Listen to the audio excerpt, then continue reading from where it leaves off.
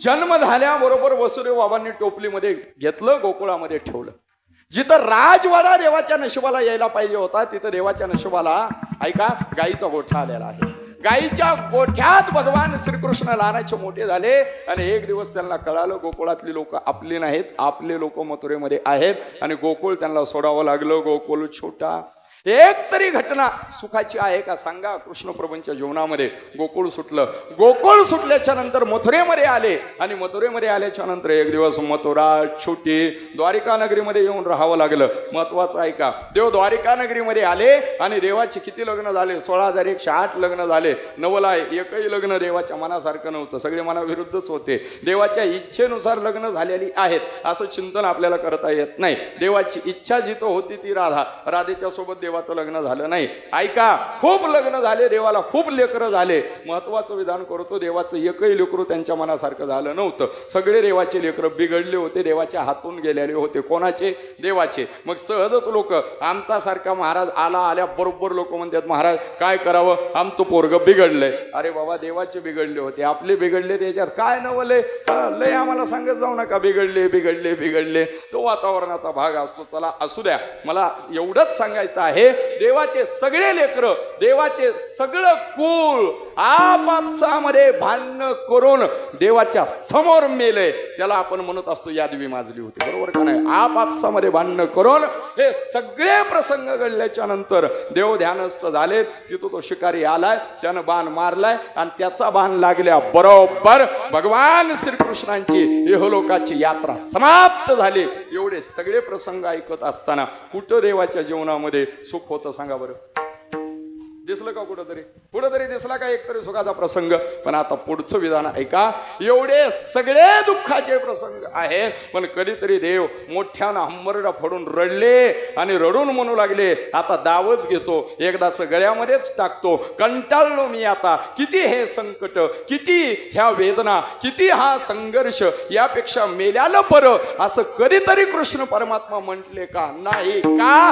कारण त्यांची मनस्थिती एवढी व्यवस्थित होती की कुठलंही दुःख येऊ द्या, कुठलंही संकट येऊ द्या, त्यांची मस्ती कायम राहिली. म्हणून आज 5,500 वर्ष झाले त्यांची हस्ती कायम आहे. म्हणून तर तरुणांना मी सांगत असतो, कधीतरी कृष्णचंद्रजींचा विचार करायचा असेल तर अशा पद्धतीने विचार करा. कधीतरी रामचंद्रजींचा विचार करायचा असेल तर त्यांच्या जीवनामध्ये किती दुःख आले आणि त्या दुःखाला ते कशा पद्धतीने सामोरे गेले आणि कसं ते जीवन आनंदाने जगले याचा विचार करा. असो, माझा मुद्दा फक्त एवढाच आहे, ज्यांची मन व्यवस्थित असतात त्यांच्याच जीवनामध्ये खऱ्या अर्थानं काय असतो? आनंद असतो. विडाल विडाल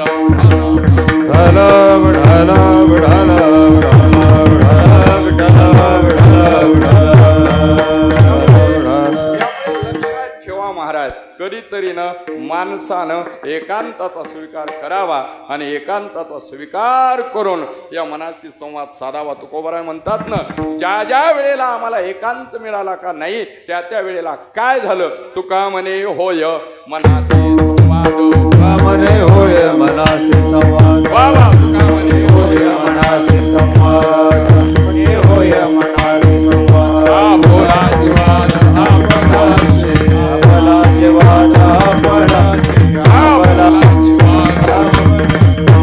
तुका म्हणे मनाचे संवाद, आपणाचे वाद, आपणाचे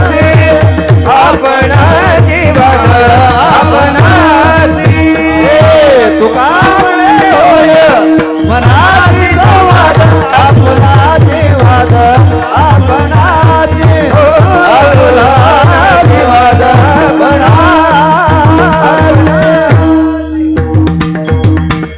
एकांत मिळाला की मनाशी संवाद होतो आणि मनाशी संवाद म्हणजे आपुलाशी वाद आपणाशी. कधीतरी माणसाचा स्वतःचा वाद स्वतःच्या सोबत व्हावा. आपला वाद हा नेहमी इतरांच्या सोबत असतो. इतरांच्या सोबत वाद करून काय पदरामध्ये पडेल सांगता येत नाही, पण स्वतःचा वाद स्वतःशी म्हणजे मनाशी संवाद सुरू झाला की नक्की समाधान आणि सुख पदरामध्ये पडल्याशिवाय राहणार नाही. चला आणखीन एक कथानक तुमच्या समोर आणतोच. ऐका बरं नरेगावकर. एकदा काय झालं, एक रावण नावाचा दुष्ट राक्षस आणि त्या रावण नावाच्या दुष्ट राक्षसाने काय केलं, प्रभू रामचंद्रजींची जी धर्मपत्नी आहे की नाही सीता, त्या सीतेचं हरण केलं. आता हा शब्दच कळत नाही शिवाजी महाराज. आपण जर म्हणालो ना रावण नावाच्या राक्षसानं सीतेचं हरण केलं, हे आपल्याला विचारतात काळं केलं होतं का, गोरं केलं होतं का, हिरवं केलं होतं, बरोबर का नाही. मग त्याच्यामुळं आम्ही म्हणायला लागलो अपहरण केलं, तोही शब्द कळेना. मग आता सुटसुटीत आम्ही म्हणत असतो रावणानं सीतेला किडनॅप केलं. कळतंय का नाही. होय नळेगाव आहेत का जागेवर का झोपले सगळे. हो 9:15 काय केलं, रावणानं सीतेला किडनॅप केलं. आणि मग किडनॅप केल्याच्या नंतर शोध घेण्यासाठी वानर निघाली बरं. वानर निघाली, चहू दिशेला निघाली, चहू दिशेला वानर. या वानरांचं एक कौतुक सांगतो तुम्हाला. ज्यावेळेस ही वानर सीतेचा शोध घेण्यासाठी निघाली का नाही, सगळे वानर काय म्हणायची माहिती आहे का, चला कुठं सीतेला शोधायला, चला कुठं सीतेला शोधायला. एकाही वानराला प्रश्न पडेना सीता नेमकी दिसते कशी. यांना म्हणायचं जिंदाबाद कार्यकर्ते.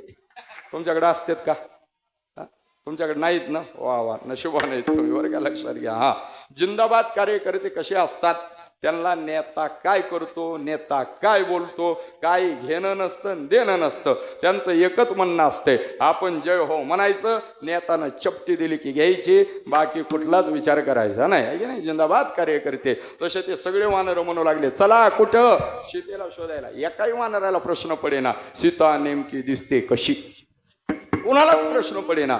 पण तिथं एक बुद्धिमान वानर होते महाराज. त्या बुद्धिमान वानरांचं काय नाव आहे माहिती आहे, त्या बुद्धिमान वानरांचं नाव आहे हनुमंतराय. एवढा आनंद वाटला ना महाराज हनुमंतरायांचं दर्शन घेत असताना. एवढं घोड मंदिर बांधलंय ना, खोटं सांगत नाही महाराज. खूप फिरतो वर्षाकाठी, 20 भागवत तर असतातच वर्षाकाठी, एक 200-300 कीर्तन तर असतातच. पण एवढं गोड मंदिर माझ्या हनुमंतरायांचं बघण्याचा योग माझ्या जीवनातला पाहिजे. एवढं प्रसन्न वाटलं ना महाराज, खूप प्रसन्न वाटलं, खूप प्रसन्न वाटलं. ऐका महाराज, हनुमंतराय म्हणजे बुद्धिमता वरिष्ठ. हो. आले रामचंद्रजींकडे, रामचंद्रजींना प्रणाम केला. प्रभो प्रणाम. बोला. अहो आम्ही सगळे निघालोत खरं, मा सीतेचा शोध घेण्यासाठी निघालोत आम्ही, पण ओळख नाही आणखीन मा सीतेची सांगितली तुम्ही. कसं ओळखायचं आम्ही, हीच सीता आहे हे ओळखता तर आलं पाहिजे. रामचंद्रजी म्हटले तुमचीच वाट बघत होतो. हो मला वाटलं सगळे जिंदाबाद आहेत की काय, पण एवढ्या जिंदाबाद कार्यकर्त्यांमध्ये एक तुम्ही हुशार निघाला. खूप आनंद वाटला. जगाच्या बापानं माझ्या हनुमंतरायांना आलिंगन दिलं आणि मा सीतेची गोड ओळख सांगितली. काय म्हणाले ऐका, जगाचे मालक अनंत कोटी ब्रह्मांड नायक प्रभू रामचंद्र म्हटले हनुमंता सीता ओळखायची आहे ना, कशी ओळखायची ऐका. जिथं असेल ना सीता, तिथली दगड राम राम म्हणत असतील, तिथली वृक्ष राम राम म्हणत असतील, तिथली खडे राम राम म्हणत असतील. भावार्थ रामायणामध्ये ओवी आलेली आहे, जेत सीतेची वसती गडे, राम राम समरती झाले, पाषाण ही खडे सदा सर्वदा, श्रीराम श्रीराम श्रीराम. काय ओळख आहे सीतेची, कळतंय ना. जिथं असेल सीता, काय सीतेची साधना असेल, काय तो राम नामाचा जप असेल, तिथली दगड रामचंद्रजी म्हणतात राम राम म्हणत असतील, तिथली वृक्ष राम राम म्हणत असतील, तिथली खडे राम राम म्हणत असतील. एक वाक्य लक्षात घ्या महाराज, भक्ताचं भजन असं असलं पाहिजे की देवानं कधीतरी म्हणावं माझा भक्त जिथं असेल ना, नाही तिथली दगड, नाही तिथली वृक्ष, नाही तिथली खडे, पण कमीत कमी तिथले माणसं तरी विठ्ठल विठ्ठल भजन करत असतील. कधीतरी देवानं आपल्याविषयी असं म्हणावं, जन्म सफल आपलं भजन सफल. विढाल विढाल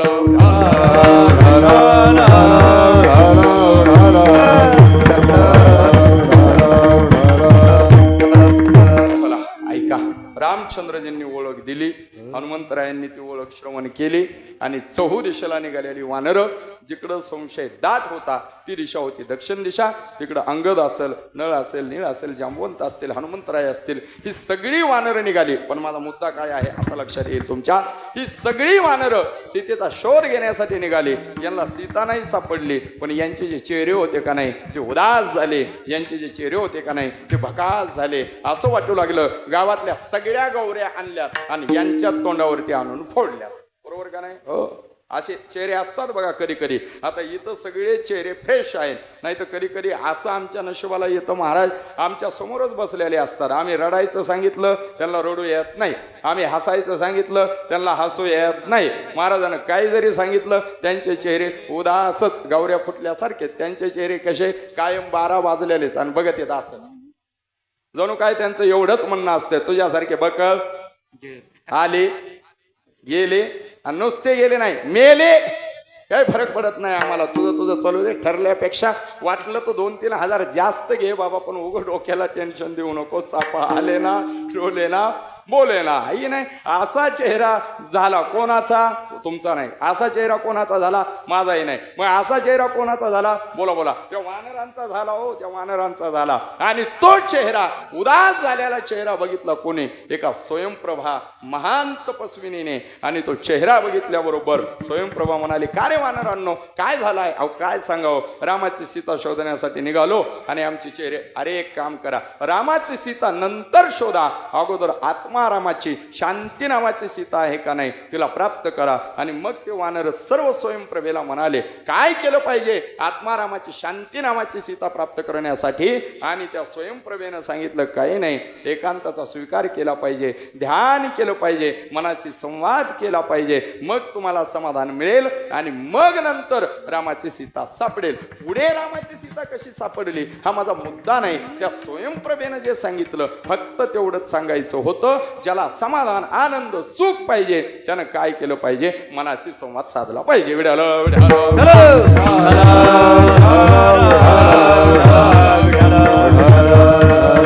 चला आता एकच मुद्दा आपल्या सर्वांच्या समोर आणतो आणि अभंगामध्ये प्रवेश करण्याचा प्रयत्न करतो. तुम्ही बघा महाराज, सध्याच्या काळाला मनदुःखी असणाऱ्यांची संख्या जेवढी वाढत चाललेली आहे का नाही, दुसऱ्या कारणाने दुःखी असणाऱ्यांची संख्या आता तेवढी राहिलेली नाही.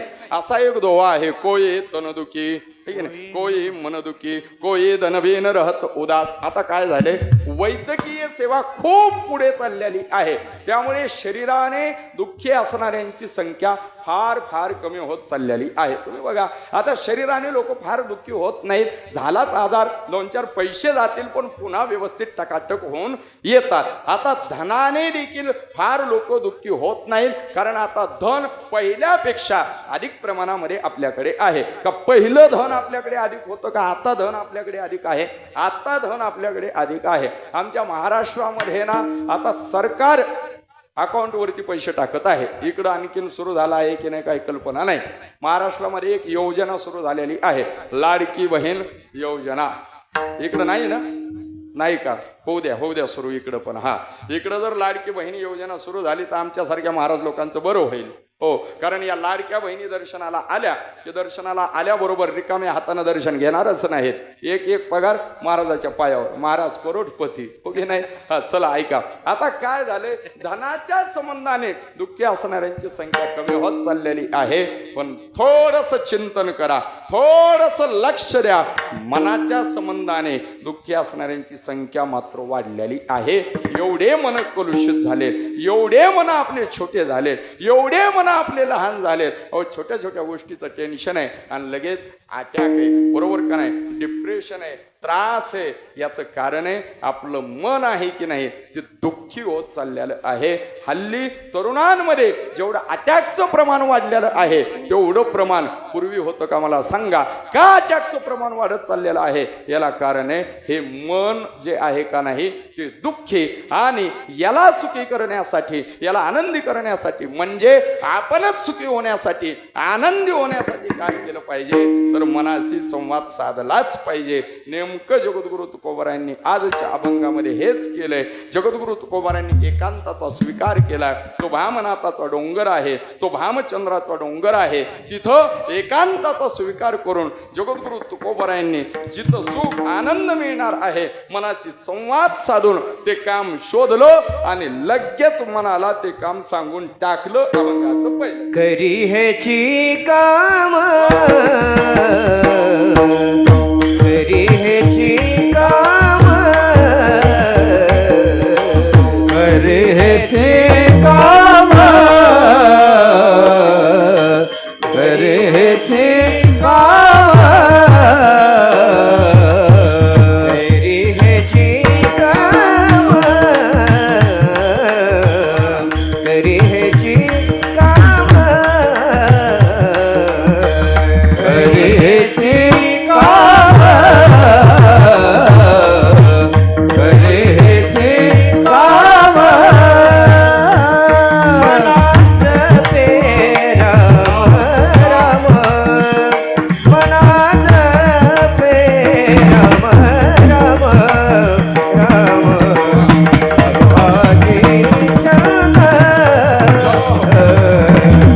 अगो हाती छंद मना जपे राम राम मना जपे राम राम मना जपे राम राम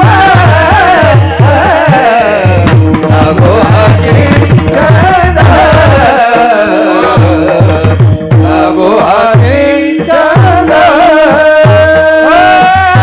करी है जी काम मना जपे राम राम मना जपे राम राम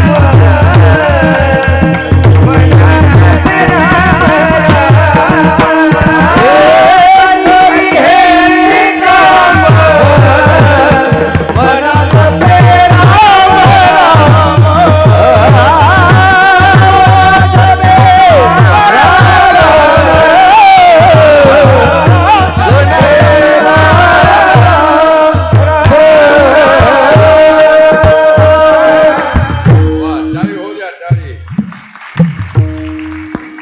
हे महाराज टाळ्यात वाजवायला लावायले त्याचं कारण आहे महाराज. मला कळतंय तुम्ही खरंच जागे आहात का झोपलात. म्हणजे कीर्तन पुढे चालते आणि वातावरण तर एवढं गोड आहे. मी सुरुवातीलाच बोललो ना, प्रचंड सुंदर वातावरण. अहो ही मृदंग वादक म्हणजे इंद्रासारखे मृदंग वादक आहेत. ही गायक म्हणजे गंधर्वासारखी गायक आहेत. आणि तुम्ही तरी काय साधे आहेत का? तुम्ही देखील साक्षात परीक्षिती सारखे श्रोते आहात. मग तुम्ही म्हणाल विमान येणार आहे का आम्हाला घेऊन जाण्यासाठी? 100% येणार आहे. तुम्ही परळीचा गणेश महाराज बोलवलाय म्हटल्याच्या नंतर 100% विमान येणार आहे. फक्त तुम्ही कोण कोण जाणार आहेत विमानात बसून वैकुंठाला एकदा हातवरी करा. करा करा हातवरी. आहे का कोणाची हिंमत? म्हणूनच विमान येत नाही. काळजी करू नका. आपला हातच वरी होत नाही. आपल्याला कशाला येतं विमान? विठाल विठाल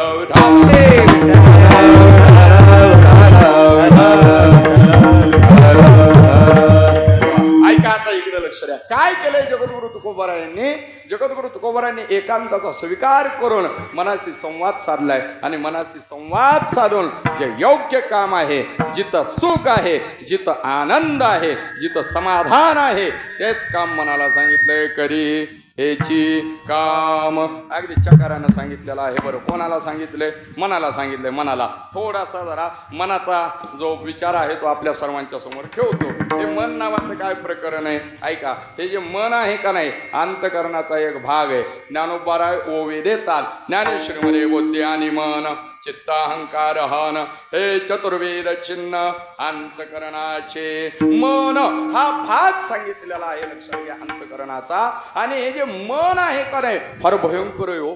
या मना एवढं भयंकर तत्व आणखीन दुसरं कोणतं निर्माण झालेलं नाही. किती भयंकर आहे सांगू का? हे मन, हे मन निर्माण झालेलं आहे वायू तत्वापासून. आणि वायू तत्वापासून निर्माण झाल्यामुळे हे मन फार चंचल आहे. किती मन चंचलाचा पळा जाता हे तानल गेले, जाता हे तानल गेले, जाता हे तानल गेले. मन चंचलाचा पळा जाता हे तानल गेले, जाता हे तानल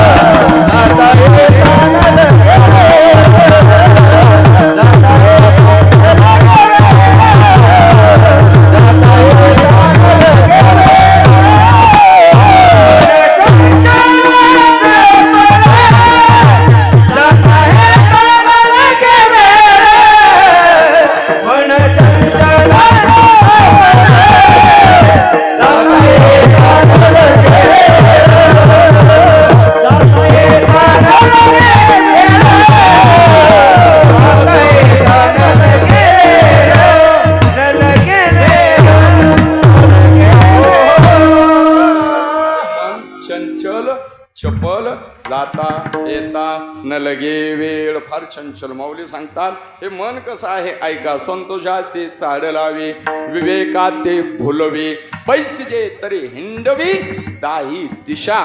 माणसं बसतात एका ठिकाणी आणि फिरतात 10 दिशेला. याला कारणीभूत कोण आहे? याला कारणीभूत मन आहे महाराज. आताही बघा की बरेच जण बसलेत कुठं? कीर्तनात. पण मन कुठं आहे सांगता येते का? बिलकुल नाही महाराज. काही जणांचं मन घरातच आहे. आणखी लागला असेल का नाही कुलूप? लागला असेल का नाही कुलूप? 10 वाजून जातात पण कुलपातलं मन कीर्तनात काही येत नाही. बऱ्याच जणांचं मन आणखीन कुठे? ड्रीम 11 मध्येच अडकले. तुमच्याकडे आहे का नाही तो प्रकार? हो, सगळे प्रयत्न करते 2 महिन्यात करोडपती हो, करोडपती हो. होत काय नाही. रोडपती होण्याची वेळ आली.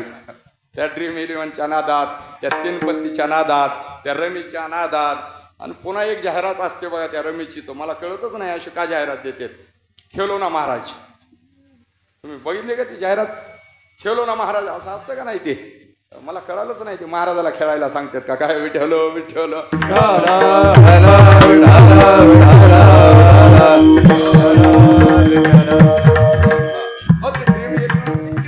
क्रिकेटच हा. काय जण तिकडच आहे. आपला कप्तान आऊट झाला का, वाईस कप्तान आऊट झाला का, कितीच पॉइंट मिळाले असते. आणि काही जण तर आलेच नाही ते इकडं. ते म्हणले आपलं मनही टीव्हीच्या समोरच असावं आणि आपला देहही टीव्हीच्या समोरच असावा. सांगण्याचा मुद्दा फक्त एवढाच आहे माझा.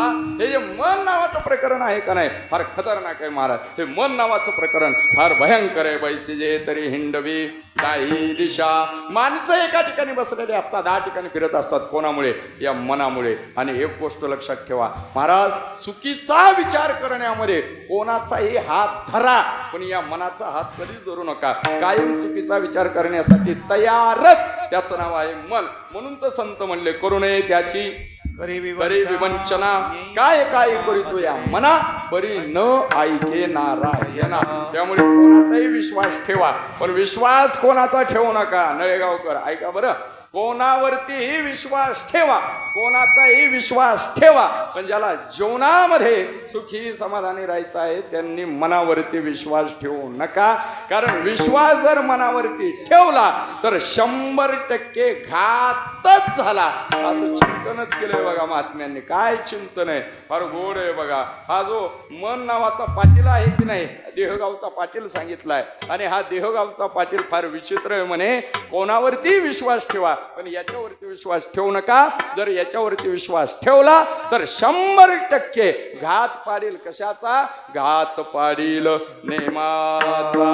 त्यामुळे विश्वास धरू नका याचा. मनाजी पाटील देहगावचा. विठ्ठल विठ्ठल.